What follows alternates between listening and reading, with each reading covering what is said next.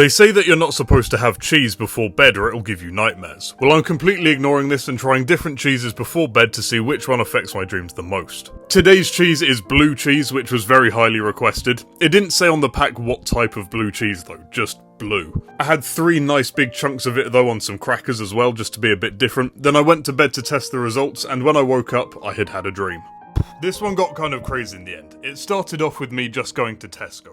But when I went inside, there was a really eerie feeling. All of the walls, floors, ceilings and shelves were painted clinical white, and there was barely anything on the shelves and there was no one in there. I thought to myself, this is really weird and I'm clearly not going to be able to buy anything, I'm just going to leave. As I was walking back home, I encountered this guy that goes to my gym, and he, in real life, doesn't stop talking. So of course he was walking along just talking my ear off, and I thought, I'm not going to walk home because he could just show up at my door if he finds out where I live, just to come and have a chat. So I started walking a long way home. It would still get me home eventually, but just not the immediate quickest route.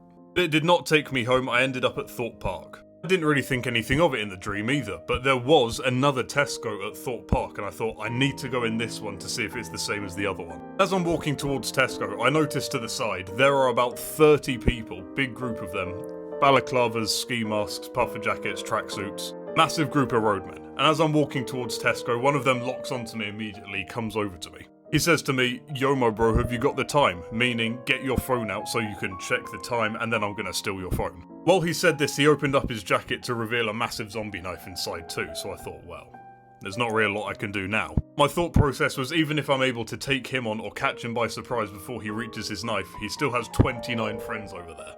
I thought, I'm gonna have to talk my way out of this, so I said, well, I don't have any money because I just spent it on a biscuit and a donut.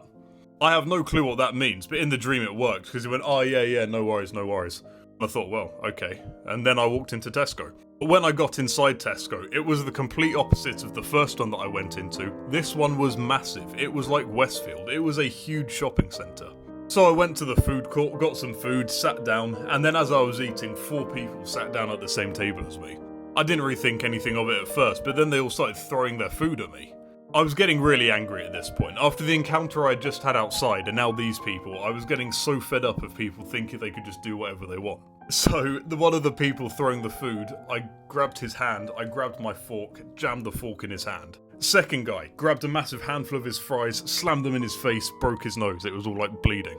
And apparently that didn't deter the other 2 people, because they still carried on throwing food. So the third guy pushed him into the wall, kicked him in the stomach as hard as I could, and he threw up. Fourth guy got my plate, broke it over his head.